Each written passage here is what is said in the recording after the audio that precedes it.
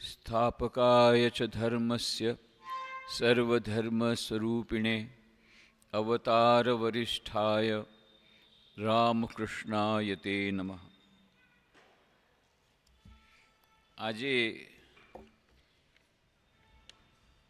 1 જાન્યુઆરી 2026નું વર્ષ પ્રારંભ થાય છે. એટલે બધાને નવા વર્ષની શુભેચ્છાઓ. પૂજ્ય સ્વામી શિવાનંદજી મહારાજ, મહાપુરુષ મહારાજ જેમને કહીએ છીએ આપણે, રામકૃષ્ણ દેવના અંતરંગ પાર્ષદ, એકવાર એમને સંન્યાસીઓએ કહ્યું, મહારાજ હેપી ન્યૂ યર. તો મહારાજે હસતા હસતા કહ્યું, not our happy new year, English happy new year. આપણું તો દેશી ન્યૂ યર તો બીજું હોય છે. ગુજરાતીમાં આપણે વિક્રમ સંવતને ત્યાંથી નવું વર્ષ શરૂ થાય છે. દિવાળી પછી 15મી એપ્રિલે બંગાળી નવું વર્ષ શરૂ થાય. એવી રીતે આસામ, મહારાષ્ટ્ર એ લોકોના નવા વર્ષ લગભગ એપ્રિલની આસપાસ હોય છે. તો આપણે મજા કરીએ, ઘણા બધા નવા વર્ષ ઉજવીએ છીએ ભારતમાં. એ લોકો તો એક જ વર્ષ ઉજવે, એક જ દિવસ ઉજવે, 1 જાન્યુઆરી. તો જે કંઈ હોય, આજનો દિવસ કલ્પતરુ દિવસ પણ ઉજવાય છે. આપણે આજે ઉજવ્યો. સવારના 5 વાગે મંગલ આરતી થઈ, પછી બધાએ સવારના 6 થી સાંજના 6 સુધી ઘણા લોકોએ જપ યજ્ઞમાં, કેટલાક આખા બેઠા, કેટલાક અડધા બેઠા, કેટલાક વા બેઠા, કેટલાક થોડી વાર બેઠા, જે કંઈ હોય. પણ એ આખો દિવસ આવી રીતે જપ યજ્ઞ ચાલ્યો. બપોરના 2:30 વાગ્યાથી પછી ભજન અને પછી પાઠ પણ થયો. કલ્પતરુ દિવસની જે ઘટના એનું વર્ણન પણ સાંભળ્યું. તો આજે કલ્પતરુ દિવસ છે. આપણા રામકૃષ્ણ દેવના જેટલા રામકૃષ્ણના ભક્તો માટે આ બેવડો લાભ છે. દર વર્ષે 1 તારીખે 1 જાન્યુઆરીના રોજ કલ્પતરુ દિવસ ઉજવાય છે. એટલે બેવડો લાભ મળી ગયો. કલ્પતરુ દિવસ પણ થઈ ગયું અને નવા વર્ષની ઉજવણી પણ શરૂ થઈ ગઈ. પણ એ કેવી રીતે થયું? એટલા માટે, કારણ કે બ્રિટિશ જમાનામાં કોલકાતા, ત્યારે આપણે કોલકાતા કહીએ છીએ, ત્યારે કલકત્તા એની રાજધાની હતી. અને એટલા માટે ત્યાં અંગ્રેજી પ્રમાણે બધું ચાલતું. તો ક્રિસમસના બધા દિવસોની રજા રહેતી અને 1 જાન્યુઆરીના પબ્લિક હોલિડે રહેતો. અને કારણ કે જાહેર રજા રહેતી, એટલા માટે આ ઘટના ઘટી. એટલે ઘટના તો સાંભળી છે, છતાં જે લોકો નહીં હોય એને સંક્ષેપમાં, કે બધાને ખબર છે, શ્રી રામકૃષ્ણ દેવને 1886માં 16મી ઓગસ્ટને એમણે મહાસમાધિ લીધી. એના લગભગ 8 મહિના પહેલાં એમને કેન્સર થયું. પહેલાં શ્યામપુકુર બગીચામાં લઈ ગયા, શ્યામપુકુરના મકાનમાં લઈ ગયા, અને ત્યાંથી પછી કાશીપુરના બગીચામાં લઈ જવામાં આવ્યા ડિસેમ્બર મહિનામાં 1885. તો શ્રી રામકૃષ્ણ દેવને ત્યારે ડૉક્ટર મહેનલાલ સરકાર હોમિયોપેથ હતા, એ એમની સારવાર કરતા હતા. અને એમની પાસેથી ડૉક્ટર રાજેન્દ્રલાલ દત્ત, જે બહુ મોટા હોમિયોપેથ હતા, એમને ખબર પડી કે રામકૃષ્ણ પરમહંસને આવી રીતે થયું છે. તો એમણે મહેનલાલ સરકારને કહ્યું કે જો મેં મનમાં વિચારીને રાખ્યું છે એમનો જેવો રોગ છે, એના માટે એક બહુ સરસ હોમિયોપેથી દવાનો વિચાર મેં કરેલો છે, જો તમે લોકો કહો તો હું એનો પ્રયોગ કરું. તો બધાએ, આવડા મોટા ડૉક્ટર પોતે જ આવી સામે ચાલીને કહેતા હોય, ઠીક છે. તો એમણે પછી લાઇકોપીડિયમ 200 દવા, એનો પ્રયોગ શરૂ કર્યો. અને એનાથી શ્રી રામકૃષ્ણ દેવને ઘણો લાભ થયો. તો તે દિવસે, એટલે કે 1 જાન્યુઆરી 1886ના દિવસે, શ્રી રામકૃષ્ણ દેવ ઘણા વખતથી નીચે નહોતા ગયા, રૂમમાં જ હતા. તમે કાશીપુરનું ઉદ્યાન બાટી જોયું હોય, કાશીપુર ઉદ્યાન બાટી જેને કહેવામાં આવે છે, હવે રામકૃષ્ણ મિશનનું સેન્ટર બની ગયું છે છેલ્લા 70 વર્ષથી, પણ એની પહેલાં એ આપણા હાથમાં નહોતું. પણ જે હોય તે, જે ઉપરનો ઓરડો છે જ્યાં શ્રી રામકૃષ્ણદેવ રહેતા હતા ત્યાં જ અત્યારે પ્રાર્થના મંદિર છે. એ પ્રાર્થના મંદિરમાં જ શ્રી રામકૃષ્ણનો ઓરડો હતો અને જે કોટ પર સૂતા એ જ કોટ પર જ અત્યાર સુધી પણ એ રાખવામાં આવ્યું છે શ્રાઇન. તો એ ત્યારે શ્રી રામકૃષ્ણદેવે ઈચ્છા પ્રકટ કરી કે ઘણા દિવસથી નીચે નથી ગયો, તો આજે હું નીચે જઈશ. એટલે બપોરના લગભગ 3 વાગ્યા હતા અને પછી ભક્તોએ બહુ રાજી થઈ ગયા કે વાહ, શ્રી રામકૃષ્ણદેવ આજે સારું લાગે છે, નીચે આવી રહ્યા છે ઘણા દિવસો પછી. એટલે એમને લઈ ગયા. ત્યાંથી તેઓ મેઇન ફાટક સુધી જતા હતા. વચમાં એક વૃક્ષ આવે છે. એમણે જોયું કે વૃક્ષની નીચે ગિરીશચંદ્ર ઘોષ અને બીજા એવા લગભગ 30 ભક્તો હતા, જેમાં શ્રી રામકૃષ્ણ લીલા પ્રસંગમાં જે વર્ણન કર્યું છે સ્વામી શારદાનંદજી મહારાજે, એમને જેટલા યાદ આવ્યા એમાં ગિરીશ, અતુલ, રામ એટલે રામચંદ્ર દત્ત, નવગોપાલ ઘોષ, હરમોહન મિત્ર, વૈકુંઠ વાડનાથ સાન્યાલ, કિશોરી રાય, હારાણચંદ્ર દાસ, રામલાલ એટલે કે રામકૃષ્ણદેવના ભત્રીજા, અક્ષયચંદ્ર સેન જેમણે રામકૃષ્ણ પુથી લખ્યું બંગાળીમાં, જેનો આપણે અનુવાદ કર્યો છે રામકૃષ્ણ પુરાણ. આવા બધા ભક્તો હતા, કુલ લગભગ 30 ભક્તો તે દિવસે આવ્યા હતા અને એ વૃક્ષ નીચે બેઠા હતા. અને ત્યાં શ્રી રામકૃષ્ણદેવ પહોંચી ગયા અને ગિરીશ ઘોષને એમણે કહ્યું, અરે ગિરીશ, આ બધું શું સાંભળું છું, આના વિશે તું આ બધું શું કહેવા માંડ્યું છે તે? એટલે કે ગિરીશચંદ્ર ઘોષ પહેલા એવા હતા વ્યક્તિ કે જેમણે, એ તો મહાન નાટકકાર, મહાન કવિ એ વખતના કલકત્તામાં રંગમંચ ઉપર એમનો દબદબો હતો. સૌથી પહેલા બંગાળમાં શ્રી રામકૃષ્ણદેવ અવતાર છે, ઈશ્વરના અવતાર છે એવું કહેવાવાળા ગિરીશચંદ્ર ઘોષ અને એનો પ્રચાર કરવાવાળા ગિરીશચંદ્ર ઘોષ. તો શ્રી રામકૃષ્ણ કહે છે, આ તે શું બધું કહે છે, આ બધું તે શું એમાં જોયું છે આમાં?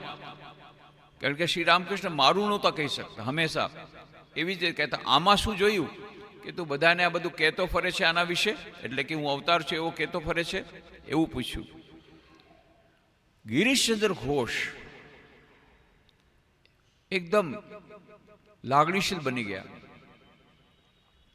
અને ઘૂંટણભેર પ્રણામ કર્યા. શ્રી રામકૃષ્ણદેવને ઘૂંટણભેર પ્રણામ કર્યા, નમી ગયા અને ગદગદ સ્વરે બોલવા માંડ્યા, પ્રભુ, જેની મહિમાનું વર્ણન વ્યાસ અને વાલ્મીકી ન કરી શક્યા એના વિશે હું શું વધુ બોલવાનો હતો? અને આ વાત જ્યારે સાંભળી શ્રી રામકૃષ્ણદેવે, વ્યાસ અને વાલ્મીકી એટલે કે રામ અને કૃષ્ણ ભગવાનની પણ જે ન કરી શકેગા, એટલે કે તો આ તો રામકૃષ્ણ અવતારની હું શું વર્ણન એમની કરી શકું?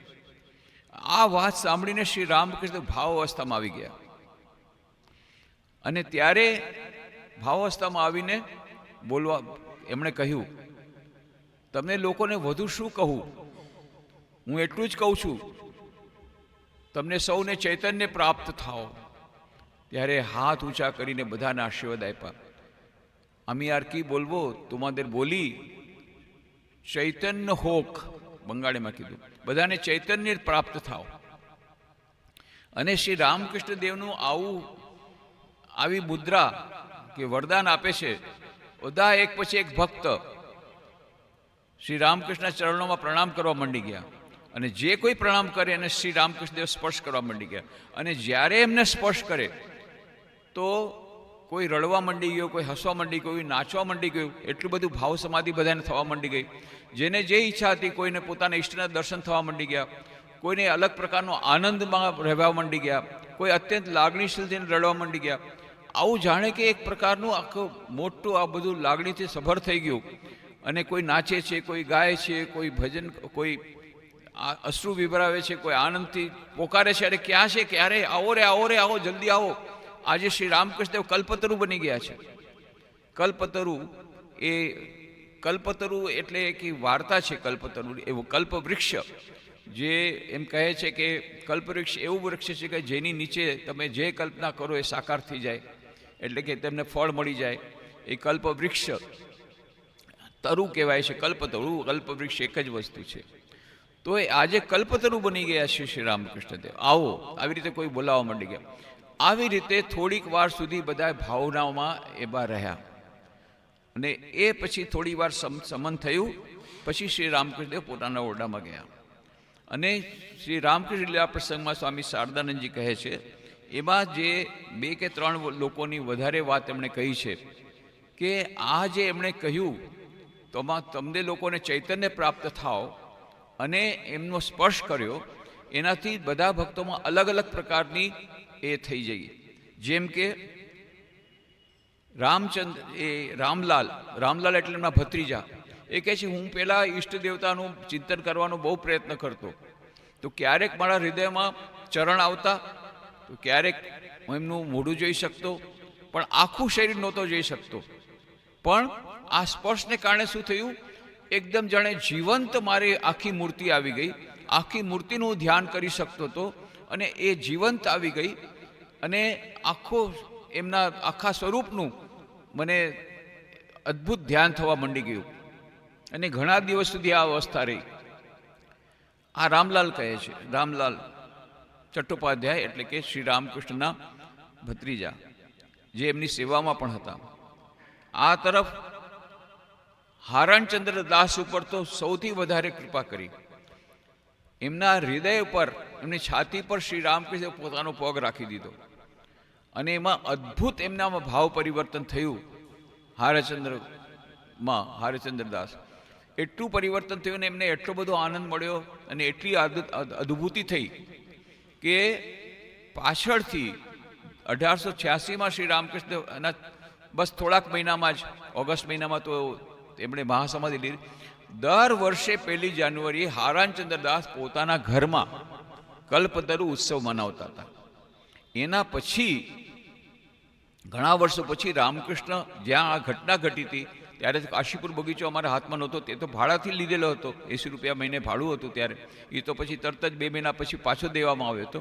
પણ બહુ પાછળથી રામકૃષ્ણ મિશન જ્યારે એ પ્રોપર્ટી એક્વાયર કરી એના પછી કાશીપુરના ઉદ્યાન બાટીમાં આ ઉજવણી થવા માંડી. ત્યાં સુધી તો હારણચંદ્ર દાસને જ ઘરે જ થતી હતી અને હવે તો છેલ્લા 50 વર્ષોમાં તમે જુઓ ધીરે ધીરે આ કલ્પતરુ ઉત્સવ ની ઉજવણી વધતી જ જાય છે અને વધારે મોટું સ્વરૂપ ધારણ કરતું હોય છે. કેટલા બધા સેન્ટર્સ હવે આજકાલ આ કલ્પતરુ દિવસ ઉજવે છે. માત્ર કલકત્તામાં નહીં, આખા ભારતમાં, વિદેશમાં પણ પોતાની રીતે એ લોકો ઉજવે છે. અને ત્યાં દક્ષિણેશ્વરમાં બહુ મોટા પાયે ઉજવે, બેલુર મઠમાં સવારથી લાઈન હજારોની, પણ સૌથી મોટા પાયે ઉજવે છે કાશીપુર ઉદ્યાન બાટીમાં. સ્વાભાવિક છે, એ જ જગ્યાએ ઘટના ઘટી હતી, બધા ત્યાં આવે. અમે રાતના 12 વાગ્યાથી લાંબી લાઈન શરૂ થઈ જાય. 12 વાગ્યાથી જે લાઈન શરૂ થઈ જાય તો જે 12 વાગે આવ્યા હોય, 1 વાગે આવ્યા હોય, 2 વાગ્યા હોય, એ 6-6, 5-5, 6-6 કલાક ઊભા હોય, એમને સવારે દર્શન મળે. જે સવારના હોય એમને સાંજના દર્શન મળે. આટલી લાંબી લાઈન દર્શન માટે અને માત્ર 1 સેકન્ડ જોવા માટે. કારણ કે તમને એક જ શબ્દ ત્યાં જાઓ તો મળે, તમે દર્શન કરવા જાઓ, બધા ત્યાં સાધુ બ્રહ્મચારી ઊભા એમ જ કે એગીએ જાઓ. એટલે આગળ વધો. કારણ કે જલ્દી બધાને રવાના કરવા છે, તમે ઊભા ન રહી શકો, જલ્દી આગળ વધો. કારણ કે તો બધાને દર્શન ન થાય. અને પેલા 1 દિવસ થતો તો હવે 3 દિવસ થાય છે. અને 3 દિવસ એટલા બધા કાર્યક્રમો, એમાં રામચરિત માનસ પણ થાય અને બીજી ઘણા બધા નાટ્ય લીલાઓ પણ થાય, પ્રવચનો પણ થાય. એ મોટા પંડાલમાં ઘણા બધા કાર્યક્રમ થતા જ હોય. આ તરફ દર્શન થતા હોય, એ બધા કાર્યક્રમો થતા હોય. 3 દિવસ સુધી આ ઉજવણી બહુ મોટા પાયે અને હજારો લોકો એમાં જોડાય છે. હજારો લોકો એમાં જોડાય છે. કદાચ 1 લાખ 2 લાખથી વધુ થઈ ગયા. જો 3 દિવસનો તમે વિચાર કરો તો લાખોમાં જાય. અને બધા માટે પ્રસાદની વ્યવસ્થા હોય, હાથમાં પ્રસાદ આપે, પ્રસાદ લઈને જતા જાય. તો એ જે આ હારાનચંદ્ર દાસને તો એટલું બધું થયું હતું. વૈકુંઠનાથ સાન્યાલ પણ હતા એમાં. વૈકુંઠનાથ સાન્યાલ, એમણે રામકૃષ્ણદેવે કહ્યું કે તમે બધાને કૃપા કરી મારા પર કૃપા કરો. અરે તમારા પર તો કૃપા પહેલેથી છે, પણ કે હું કંઈ સમજી શકું એવી રીતે કરો. મને તો સમજાતું નથી. ત્યારે શ્રી રામકૃષ્ણ દેવે એમને છાતીને સ્પર્શ કર્યો અને કહે કે અદ્ભુત સ્પર્શ. એ જે કલ્પતરુના દિવસે 1 તારીખ એમનો જે સ્પર્શ થયો, એકદમ ચારે તરફ એમને શ્રી રામકૃષ્ણ દેવનો દિવ્ય હાસ્ય વાળી મૂર્તિ ચારે તરફ દેખાવા માંડી. જ્યાં દેખાય તો ત્યાં જ ચારે તરફ દેખાય. પહેલા તો બહુ આનંદ આવ્યો ચારે તરફ, અને એટલો અંદરથી એટલો બધો આનંદ આવે. ચારે તરફ શ્રી રામકૃષ્ણ દેવની એ દિવ્ય હાસ્ય મૂર્તિ જ બધી દેખાય છે. પણ હવે બીજું કંઈ કામ થતું નથી, એ તો મૂંઝાણા. અને બીજે તો જવા દો, કામકાજ તો બધું પતી ગયું, પણ ચારે તરફ આ બધું આખું દેખાય દેખાય દેખાય. છેવટે કે ભાઈ હું પાગલ થઈ જઈશ કે શું, એને ડર લાગ્યો. એટલે પછી રામકૃષ્ણ દેવને પ્રાર્થના કરી, પ્રભુ આપે તો કૃપા કરી, મને બહુ મોટી કૃપા કરી અને બહુ આનંદ આપ્યો, પણ હવે હું સહન નથી કરી શકતો. એટલે પછી રામકૃષ્ણ દેવ પાછો સ્પર્શ કર્યો, બધું જેવું હતું તેવું થઈ ગયું. પાછળથી એ વૈકુંઠનાથ ચાલ્યા કરતા, હું કેવો મૂર્ખ હતો.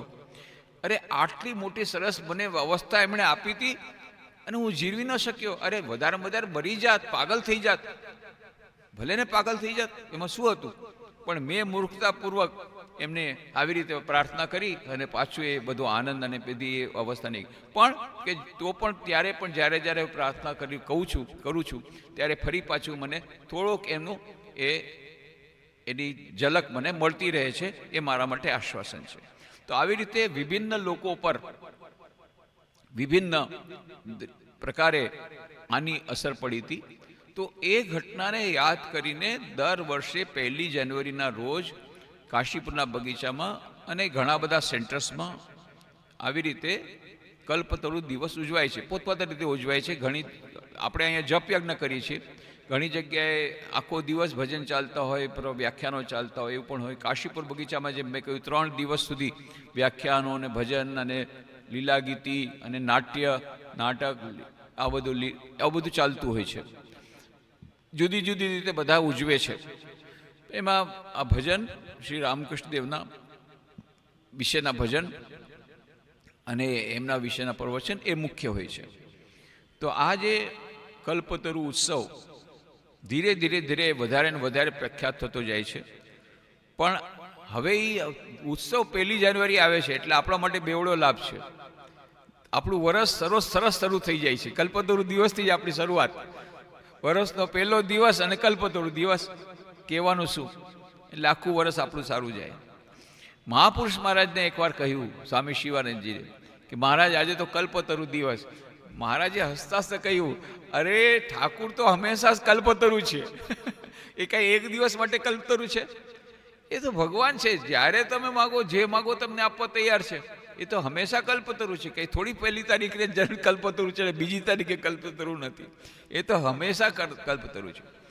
અને સ્વામી શારદાનંદજી મહારાજ એ શું કહે છે કે ભલે બધા આને કલ્પતરુ દિવસ તરીકે ઉજવે છે, પણ ખરેખર આનું નામ કલ્પતરુ દિવસ ન હોવું જોઈએ. તેમણે બીજું બહુ સરસ નામ આપ્યું, આત્મપ્રકાશ દ્વારા અભય પ્રદાન. કેટલું સરસ નામ આપ્યું. તે દિવસે એમણે શું કર્યું? કલ્પતરુ નથી બન્યા. એમણે એમ નથી કીધું. અત્યારે ઘણા લોકો જે લાઈનમાં ઉભા છે 5-5, 6-6 કલાક, એ એમ સમજે ને કે બસ ઠાકુર રામકૃષ્ણ દેવ કલ્પતરુ છે, આપણે મર્સિડીઝ બેઝ કાર માગશું એ મળી જશે, લેટેસ્ટ મોડેલ મોબાઈલ માગી લેશું, ઓલું મકાન માગી લેશું. આ ઘણા બધા તો આવી ઈચ્છાથી જતા હોય, બાળકો બધી ઈચ્છા પૂર્ણ થઈ જશે. એ છોકરાના લગ્ન નથી થતા, હલો કોર્ટમાં કેસ નથી જીતા, તો હાલો કાશીપુરમાં જઈને કલ્પતરુ બની ગયા, રામકૃષ્ણ માગી લઈએ. તો ઘણા લોકો એવી ઈચ્છાથી પણ આવતા હોય. અને ઈશ્વર તો પછી ધર્મ અર્થ કામ મોક્ષ જે માગે આપે, પણ એ એક દિવસ માટે જ આપે એવું નથી. પણ આ જે એક પ્રકારનું જે જાય છે, તો સ્વામી શારદાનંદજી મહારાજ કહેતું કે શ્રી રામકૃષ્ણ દેવે શું કહ્યું?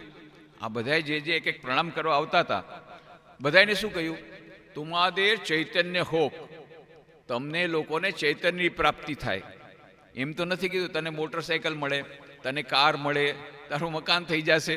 એવો તો કંઈ આપણે જોઈએ તો બધાને એટલું જ બધાને આધ્યાત્મિક અનુભૂતિ કરાવી છે. જે લોકોને અનુભૂતિ આટલા વર્ષોથી સ્ટ્રગલ કરતા હતા, સંઘર્ષ કરતા હતા, એ ધ્યાન, ઊંડું ધ્યાન, એની ભાવ સમાધિ, એ બધું એમણે કરાવ્યું છે. બધું આધ્યાત્મિક જ બેનિફિટ આપ્યો છે. અને આનાથી વધારે મોટો આશીર્વાદ કોઈ હોઈ શકે? અરે તમને જો મોટર ગાડી આવશે તો કેટલા વર્ષ માટે? તુમાદે ચૈતન્ય હોક, તમને ચૈતન્ય થાવ, એના પછી બાકી ન વધ્યું કાંઈ. જીવનનો ઉદ્દેશ શું છે? મનુષ્ય જીવનનો ઉદ્દેશ છે ચૈતન્યની પ્રાપ્તિ. ચૈતન્યની પ્રાપ્તિ એટલે શું? શું આપણે ચૈતન્ય નથી? આપણે જેટલા જીવતા લોકો છે બધા ચૈતન્ય છે. હા, મળદામાં ચૈતન્ય નથી. જે જીવતા છે એમાં ચૈતન્ય છે. પશુમાં પણ ચૈતન્ય છે, પક્ષીમાં પણ ચૈતન્ય છે, વનસ્પતિમાં પણ ચૈતન્ય છે, પણ એ દબાયેલું છે. એમાં પ્રકટ થવાની શક્તિ નથી. એક મનુષ્ય યોની પાસે એવી યોની કે પોતાના ચૈતન્યને પ્રકટ કરી શકે. અને એના અર્થમાં શ્રી રામકૃષ્ણ તમારે ચૈતન્ય પ્રાપ્ત થયું. એવું નથી કે બહારથી ચૈતન્ય આવશે. ચૈતન્ય છે પણ આપણે ભૂલી ગયા છીએ, આપણે અચેતન થઈ ગયા છીએ. ચૈતન્ય પ્રાપ્તિ હોવા છતાં પણ આપણે અચેતન થઈ ગયા છીએ, ભૂલી ગયા છીએ કે આપણા જીવનનો ઉદ્દેશ શું છે. પણ અંદરમાં જ્યારે ચૈતન્યની અનુભૂતિ થશે કે હા, અંદરમાં એ ચૈતન્ય તત્વ રહેલું છે, એની સાક્ષાત અનુભૂતિ થશે, એનું નામ ચૈતન્ય પ્રાપ્તિ. નહીં તો આપણે તો અત્યારે ચૈતન્ય છીએ, જળ તો નથી. પણ ખરેખરના અર્થમાં શું છે? ચેતના પ્રાપ્ત થશે. એટલે સચેતન થઈ જશું કે મારી અંદર ચૈતન્ય તત્વ છે, એ વાત છે. તો એશ સર્વેષુ ભૂતેષુ ગૂઢો આત્મા ન પ્રકાશતે દૃશ્યતે ત્વગ્રયા બુદ્ધ્યા સૂક્ષ્મયા સૂક્ષ્મદર્શિભી, કઠોપનિષદમાં કહ્યું.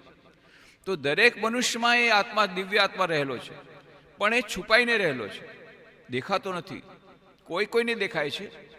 દૃશ્યતે ત્વગ્રયા બુદ્ધ્યા સૂક્ષ્મયા સૂક્ષ્મદર્શિભી, જેની અત્યંત બુદ્ધિ સૂક્ષ્મ છે એને આચર. શ્રી રામકૃષ્ણ દેવે આ આશીર્વાદ આપ્યો છે કે તમને ચૈતન્યની પ્રાપ્તિ થાય, એના પછી કાંઈ બાકી રહેતું નથી. આ જીવનનો, મનુષ્ય જીવનનો ઉદ્દેશ્ય આપણે જે 84 લાખ યોની પછી વટાવીને મનુષ્ય યોનીમાં આવ્યા, કલ્બિનેશન ઓફ ઓલ, અને એમાં પણ જ્યારે અંતિમ જન્મ હોય ત્યારે જ આ ચૈતન્યની પ્રાપ્તિ થાય. પછી આ પુનરપી જન્મમ પુનરપી મરણમ પુનરપી જનની જઠરે શયનમ યે સંસારે કૃપયા પાહો પાહી મુરારે ભજ ગોવિંદમ, જે આદિ શંકરાચાર્ય કહ્યું, આ ચક્કર ચાલતું રહે છે જીવન મૃત્યુનું. એ જીવન મૃત્યુના ચક્કરમાંથી તમે બહાર આવી જાઓ. અને આ શ્રી રામકૃષ્ણ દેવ અવતાર વરિષ્ઠ શા માટે કહેવામાં આવે? આપણા યુગમાં સ્વામી વિવેકાનંદ કહ્યું, આપણા યુગમાં એમણે સૌથી મોટું જે કામ કર્યું કે માત્ર નાનકડું કંઈ દેવાનું નહીં, ખંડન ભવબંધન જગવંદન વંદિતવાય, સીધું ખંડન ભવબંધન, હંમેશા માટેની મુક્તિ, હંમેશા માટેનો આનંદ, અનંત સુખ, અનંત જ્ઞાન, અનંત આનંદ મળે છે. એ ચૈતન્યની પ્રાપ્તિ, એ બધું કરાયું તે દિવસે શ્રી રામકૃષ્ણ દેવ. એનાથી મોટું કંઈ દેવાનું હોતું જ નથી.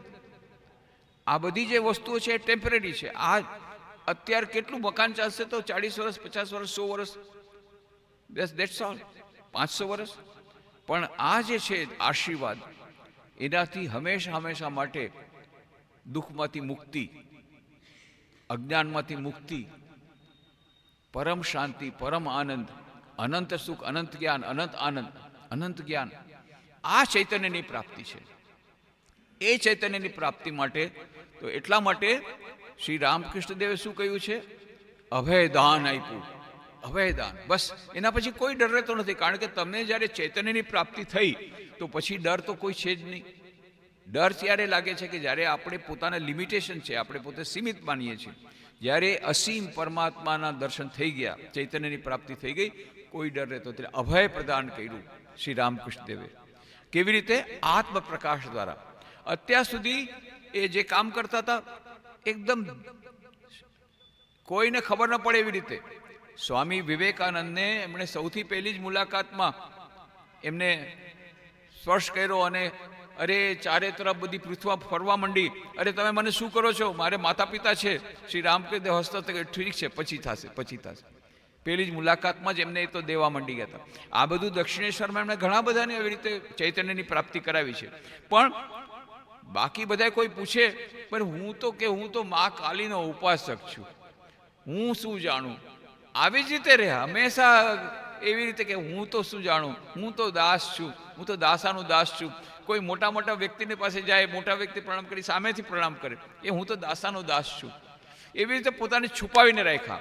1 તારીખે 1 જાન્યુઆરીએ બજારમાં એકદમ પબ્લિકલી જાણે કે જાહેર થઈ ગયું કે એ ઈશ્વરના અવતાર છે, જે બીજાને માત્ર સ્પર્શ દ્વારા પહેલાં કરાવ્યા છે બધાને, પણ આજે મોટા પાયે હોલસેલમાં, પહેલાં રિટેલ કામ કર્યું, અત્યારે હોલસેલમાં બધાને એક સાથે જે આવે આવો, સ્પર્શ અને તરત જ એને ચૈતન્યની પ્રાપ્તિ. આવી રીતે જે મોટા પાયે એમણે કર્યું ને, પહેલી વાર સંસારમાં પ્રગટ કરી દીધું કે ઈશ્વર તરે આવ્યા છે. કારણ કે હવે જવાની લીલા જવાની છે, એમણે કહી દીધું હતું કે જ્યારે જવાનો ટાઈમ આવશે એની પહેલાં જગદંબા મને આવી રીતે નહીં રહેવા દે, બધાને ખબર પડી જશે કે હું શેના માટે આવ્યો છું. એ જે ઈશ્વર આ વખતે આવ્યા અવતાર રૂપે, આવી રીતે બધાની ચૈતન્યની પ્રાપ્તિ કરવા માટે એ મિશન એમણે તે વખતે શરૂ કર્યું. હવે તો અત્યારે ઘણા બધા લોકો રામકૃષ્ણદેવને માને છે, પણ ત્યારે એ લોકો એમ જ માનતા. એક પાગલ બ્રાહ્મણ, આ એના માટે ઉપમા આવી રીતે કહેવામાં આવતા, એ પાગલ બ્રાહ્મણ છે એને 150 છોકરાઓના માથા ખરાબ કરી નાખ્યા છે. એવ જ બધા માનતા હતા કલકત્તામાં. અને કાં બહુ વધારે તો વધારે આ મા કાલીના ઉપાસક છે, બહુ સારા ઉપાસક, મા કાલી સાથે એની સાથે વાત કરે છે, આટલું જ.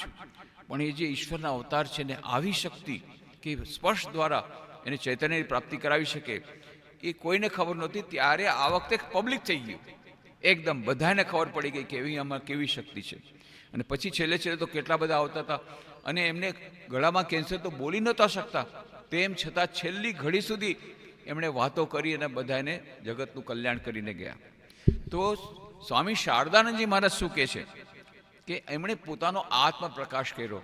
એટલે કલ્પતરુને દિવસે એનું નામ આપવા માગે છે, એમને આપવા માગતા હતા, આત્મપ્રકાશ દ્વારા અભય પ્રદાન. તમારે ચૈતન્ય હો, બસ નિર્ભય બનો, તમારી અંદર ચૈતન્ય તત્વ છે એની અનુભૂતિ કરાવી દીધી. તો અને બીજી વાત એમને કહે છે કે જો કલ્પતરુ શું કરે છે, કલ્પતરુ તો તમે જે ઈચ્છા કરો તરત જ તમારી પાસે આવી જાય. પણ શ્રી રામકૃષ્ણ એવા નથી. જે તમારા માટે મંગલમય છે એ જ કરશે.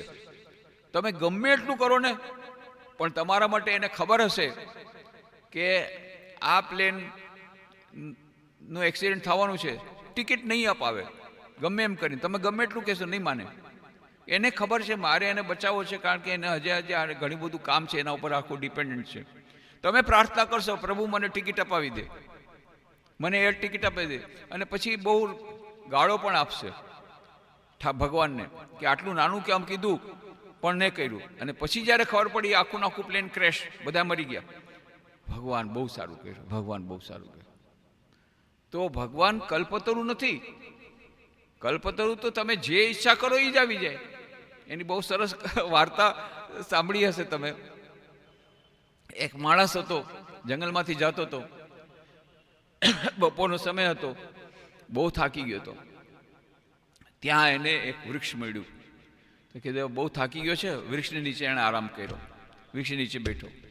હવે એને તો ખબર નહીં કે આ કલ્પ વૃક્ષ છે, એ તો અમસ્તો બેઠો હતો.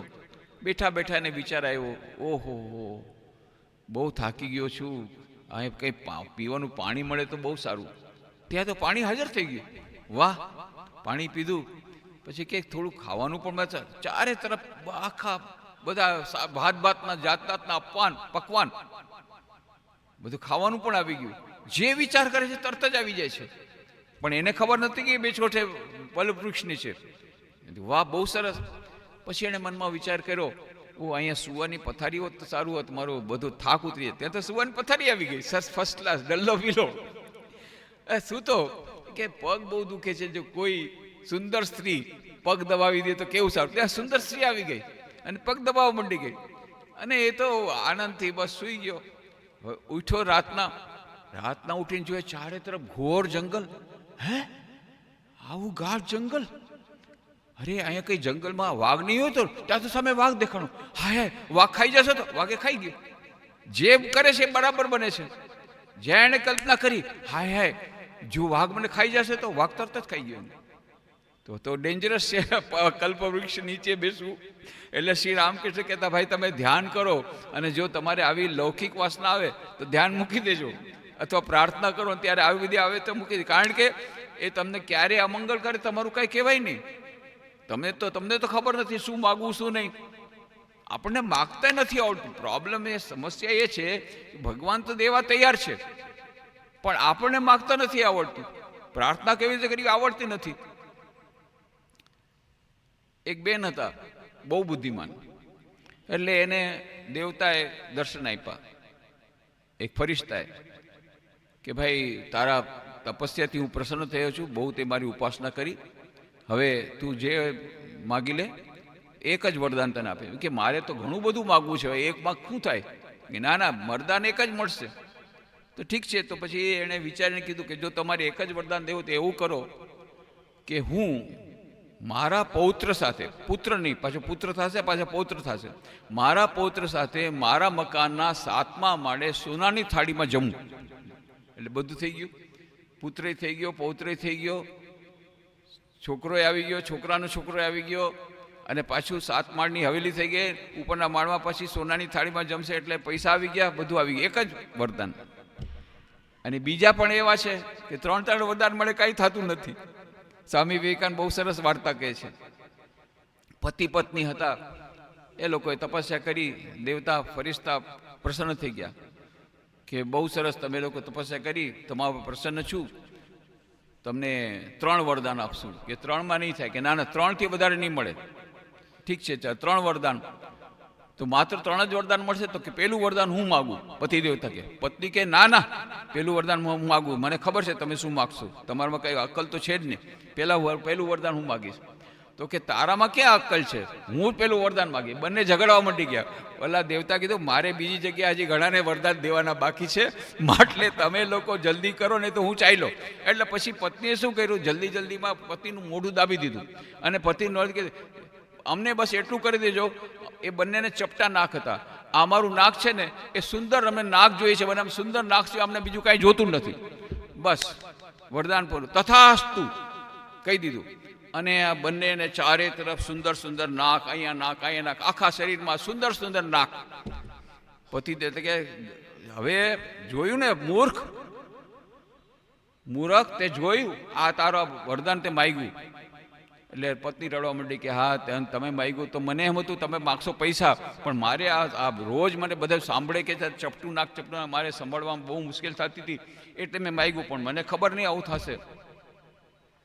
એટલે હવે કે હવે તું જ વરદાન માગ, હું નહીં માગું. તો કે હે એટલે પત્ની વરદાન, ભગવાન અમારું બધા નાક પાછા લઈ લો, નાક પાછા લઈ લો. હવે તો આ તો એનાથી વધારે ખરાબ થઈ ગયું. પાછા લઈ લીધા, ચપટું નાખી ગયું. હવે એનો નકટા થઈ ગયા, બંને નકટા. હવે શું છે ભાઈ, એ ત્રીજું વરદાન માગો કે જેવા હતા એવા કરી દો. એવા ને એવા રહ્યા, 3 વરદાનમાં કાંઈ વળ્યું નહીં. તો કેટલાક એવા છે એક વરદાનમાં બધું લઈ લે, 3 વરદાનમાં નહીં. એટલે પ્રાર્થના કરતા આપણને આવડતી નથી. એટલે આ જે શ્રી રામકૃષ્ણ કહે છે કે જ્યારે તમે પ્રાર્થના કરો ત્યારે સાવધાનીપૂર્વક કરો કે મંગળને બદલે અમંગળ ન થઈ જાય. તો આજે એક થોડા વર્ષો પહેલાંની વાત છે, અમેરિકાથી એક બેન આવ્યા હતા. એણે સાંભળ્યું તો ભાઈ આ જે કલ્પતરુ ઉત્સવ સૌથી મોટા પાયે ઉજવે છે કાશીપુર બગીચામાં, તો કે ત્યાં એકવાર મારે જોવું છે. એટલે એ આવ્યા હતા કાશીપુરના બગીચામાં અને જોયું સવારથી હજારોની લાઈન છે, દર્શન કરવા માટે અલગ લાઈન, પ્રસાદ માટે અલગ લાઈન, ડોનેશન દેવા માટે અલગ લાઈન, જેને રસીદ જોતી બધી લાઈન જોઈ, હજારો લોકો આમ છે. ચકિત થઈ ગયા. પછી એમણે વાત કરી કે એક સ્વામીજી હતા, સિનિયર સ્વામીજી, એને કીધું કે મને સવારથી હું વિચાર કરી રહ્યો છું કે મારે શું માગવું. એમ કહે છે કે આજના દિવસે શ્રી રામકૃષ્ણ પાસે જઈને જે માગો એ તમને મળી જાય. તો સવારથી મને કંઈ ખબર નથી પડતી હું શું પ્રાર્થના કરું. તો એ સ્વામીજી એને કે પ્રાર્થના શીખવાડી. શું પ્રાર્થના શીખવાડી? કે ભગવાન પાસે એવું માગો, હે ભગવાન એવું કરી દો કે મને પછી ફરીથી તમારી પાસે પ્રાર્થના કરવાની કોઈ જરૂર ન રહે. શું પ્રાર્થના શીખવાડી? હે ભગવાન એવું કરી દો કે જેથી મને ફરીથી કોઈ વાર તમારી પાસે પ્રાર્થના કરવાની જરૂરત જ ન રહે. એટલે મુક્તિ, એટલે કે ચૈતન્યની પ્રાપ્તિ. આડકડા રીતે પણ આવી રીતે એમને શીખવાડ્યું કે પછી પ્રાર્થના કરવાની ઝંઝટ જ નહીં. રોજ તમારે પ્રાર્થના કરવાની, વળી રોજ પ્રાર્થના કરો, વળી દર વર્ષે 1 તારીખે પ્રાર્થના કરો, કલ્પતરુ દિવસે આવો અમેરિકાથી ટિકિટ ખર્ચો કરીને અહીંયા કાશીપુર, કાંઈ નહીં. ભગવાનને એક જ પ્રાર્થના કરો, ભગવાન હવે આજના દિવસે એવી અમને આપી દો કે હવે અમને પ્રાર્થના કરવા જ ન પડે, પ્રાર્થના કરવાની જરૂર જ ન રહે, એવી જાતનું કંઈ કરી દો. એનો અર્થ છે આ ચૈતન્યની પ્રાપ્તિ. પછી કોઈ જાતની તમારે કરવું નહીં પડે. તો આવી રીતે આજે જે આપણે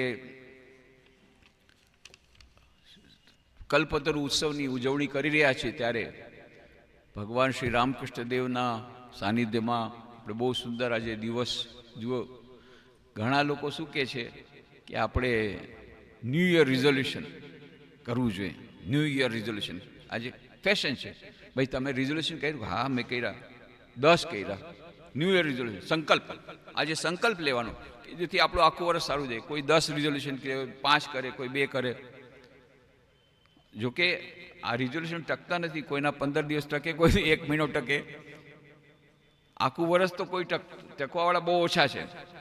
સંકલ્પ તો કરી લે ઉત્સાહમાં કે આજે નવું વર્ષ છે, બસ આજે આપણે રિઝોલ્યુશન કર્યું, આજથી આપણે નથી ખાવું, આ વાળું નથી ખાવું, ચા નથી પીવી, કે ગમે તે લીધું. 2-3 દી થયા પછી કે હવે ભાઈ આમાં તો આપણે જામશે નહીં, આમાં તો બહુ નુકસાન થાય છે, એટલે પાછું લઈ લીધું. આવું થાય છે. એનીવે એટલે રિઝોલ્યુશન કરવું સહેલું છે, એને પાળવું બહુ મુશ્કેલ છે. છતાંય આપણે એક રિઝોલ્યુશન આજે લઈએ. જો ઈચ્છા થાય તો તમે લ્યો. બહુ સારું રિઝોલ્યુશન કે આપણે છે ને રામકૃષ્ણ કથામૃતનું કમસે કમ 5 મિનિટ માટે વાંચન કરવું. બહુ સરળ છે. 5 મિનિટ માટે સરળ છે. ગમે ત્યારે 5 મિનિટ માટે રામકૃષ્ણ કથામૃત. કારણ કે આ કથામૃતનો જાદુ, એનો આખો એ પુસ્તક તમને મળશે, વિશ્વ વંદ્ય શ્રી રામકૃષ્ણમાં એક આર્ટિકલ મળશે, કથામૃતનો જાદુ. એમાં બધી મેં આખી વિગતો આપી છે કે કેવી રીતે આ રામકૃષ્ણ કથામૃતની રચના થઈ. આ રચના કેવી રીતે થઈ. માસ્ટર મહાશય મહેન્દ્રનાથ ગુપ્ત એના લેખક, એ સ્કૂલના ટીચર હતા, ઈશ્વરચંદ વિદ્યાસાગરની સ્કૂલમાં હેડમાસ્ટર હતા. અને ઘરમાં એવો કજિયો કંકાસ થયો કે પહેરેલ કપડે નીકળી ગયા ઘોડાગાડીમાં પોતાની પત્ની અને બાળકોને લઈને. હવે એવું થયું કે ઘોડાગાડીનું ચક્કું પૈયું નીકળી ગયું, એટલે એમને કોઈ સંબંધીને ત્યાં આશરો લેવો પડ્યો. એટલે એમને બેનને ત્યાં હતા ત્યારે વરાનગરની આસપાસ. તો બીજે દિવસે એની બેનનો દીકરો, એટલે કે ભાણેજ, સિદ્ધેશ્વર મજુમદાર એનું નામ, સીધું, એને સીધું કહીને બોલા સિદ્ધેશ્વર. એણે કીધું મામા અહીંયા બાજુમાં દક્ષિણેશ્વરનું મંદિર છે, ત્યાં જવું છે. એ કે મને કોઈ દેવી દેવતામાં શ્રદ્ધા નથી. પહેલાં તો એ નિરાકારવાદી જ હતા અને અમસ્તય શ્રદ્ધા નથી કે હવે જેટલી શ્રદ્ધા એ બધી ઉડી ગઈ. મારે આટલું બધું દુઃખ ભગવાને આપ્યું, મારે એ બધું મન શ્રદ્ધા નથી. પણ કે એમાં રાણી રાસમણી મંદિર બનાવ્યું છે ને, એની પાસે બહુ સરસ બગીચો છે ગંગા નદીની કાંઠે. હવે માસ્ટર મહાશય પ્રકૃતિ પ્રેમી હતા. હા તો કે બગીચો જોવા ચાલો. એ બગીચો જોતા જોતા જોઈ એક ઓરડી જોઈ. એક ઓરડો કે આમાં શું થઈ રહ્યું છે, અંદર ડોક્યું માર્યું તો જોયું શ્રી રામકૃષ્ણ દેવ નાના તખ્ત, 2 તખ્ત છે. આજે પણ તમે જશો તો 2 કોટ તમને મળશે. એક મોટો કોટ છે જેમાં રામકૃષ્ણ સૂતા, એક નાનો કોટ છે જેમાં એ બેસતા. તો એ નાના કોટ પર બેસીને વાતો કરી રહ્યા છે. એ તો બહાર ઊભા જ બધું સાંભળ્યું એમણે. અને થોડાક ભક્તો નીચે બેઠા છે, બોલી રહ્યા છે. પણ એ વાતાવરણ એમને એવું સરસ લાગ્યું. એમને લાગ્યું કે જાણે સાક્ષાત સુખદેવ ભાગવતનું રસામૃત કરાવી રહ્યા છે, એવી એમને અનુભૂતિ થઈ. થોડીક જ વાત થઈ. રામકૃષ્ણદેવે કહ્યું ક્યાંથી આવે છે, કેમ નહીં, ફરીથી આવજો. માસ્ટર મહાશય પાછા તરત જ બીજે દિવસે હાજર થયા, ત્રીજે દિવસે હાજર થયા. અને પછી તો એવો નશો લાગ્યો કે આવવા જવાનું શરૂ કર્યું. અને સ્વામી વિવેકાનંદને બધા ભક્તો જે હતા ત્યારે યુવાનો, ત્યારે નરેન્દ્રનાથ પાછળથી સ્વામી, આ બધા યુવાનો હતા ત્યાં. માસ્ટર માસે આવ્યા ચોથી મુલાકાતમાં કે જો પાછો આવ્યો છે એટલે બધા હસવા માંડી ગયા કે એક મોરને કોઈક અફીણ ખવડાવ્યું. એટલે રોજ મોર એ ટાઈમે પહોંચી જાય. એ કે આ પણ જો મોર છે એને અફીમનો નશો લાગી ગયો, આ સત્સંગનો, તો આવી ગયો પાછો. એ બધા હસવા માંડી ગયા. તો એવો નશો લાગ્યો. પછી આવતા જતા રહ્યા. અને પછી એમણે શું કર્યું કે પોતાની ડાયરીમાં જે કંઈ વાર્તાલાપો થતા શ્રી રામકૃષ્ણદેવના, એ પોતાની ડાયરીમાં લખી રાખતા. એ જ દિવસે લખી રાખતા.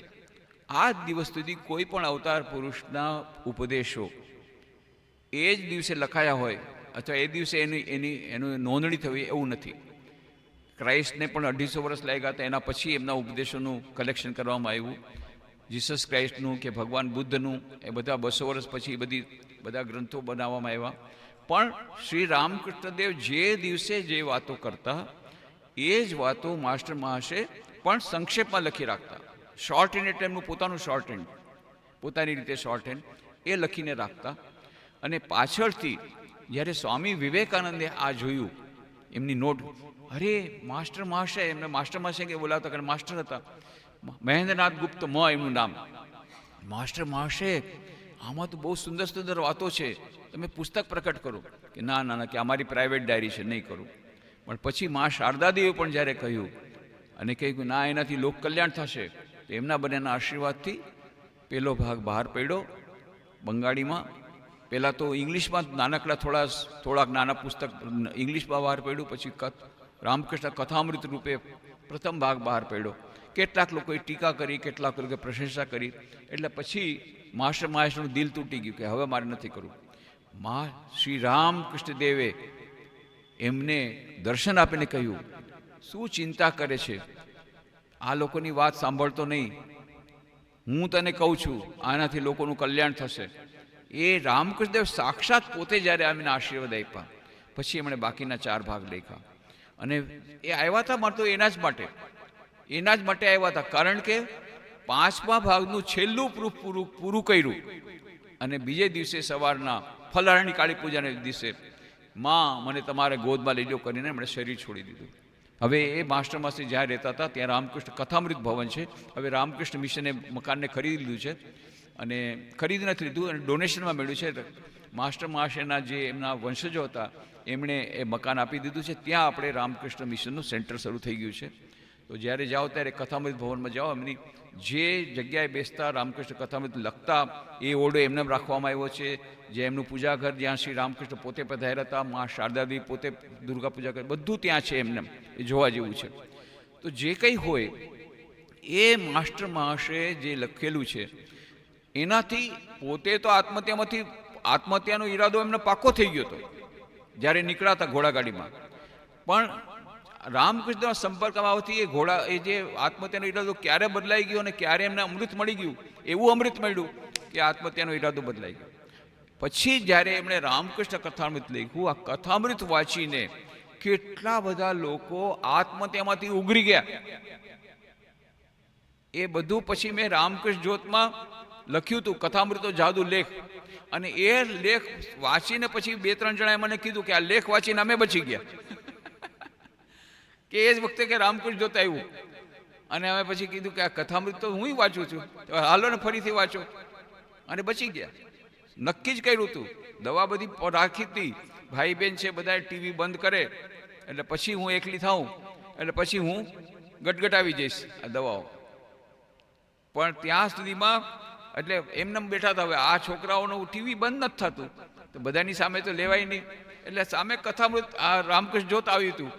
એટલે પાના બદલતા બધા કથામૃતનો જાદુ એ આવ્યું. એટલે બદલતા બધા કથામૃત વાંચીને આટલા લોકોનું આત્મહત્યા બચી ગયા, તો કથામૃત તો મારી પાસે જ છે અહીંયા. એમણે પાછું વાંચવાનું સર, એને પાછું એવી શક્તિ મળી ગઈ, બચી ગયા. એવા બધા કેસીસ એમાં લખ્યા છે. એ કથામૃતના જાદુને કારણે કેટલા લોકોના જીવન પરિવર્તન થયા. શંકરાચાર્ય જેમણે મેથમેટિક્સ ઉપર જે MA થયા હતા, એ શંકરાચાર્ય જ્યારે મદ્રાસ મઠમાં આવ્યા હતા ચેન્નઈ, ત્યારે તો મદ્રાસ હતું. એમને પૂછવામાં આવ્યું કે આપે શું કથામૃત વાંચ્યું? કે I do not go to sleep without reading a few pages from the gospel of Shri Ramakrishna. અંગ્રેજીમાં એનું નામ છે the gospel of Shri Ramakrishna. ગુજરાતીમાં એનું નામ રાખ્યું છે રામકૃષ્ણ કથામૃત. બંગાળીમાં નામ છે રામકૃષ્ણ કથામૃત.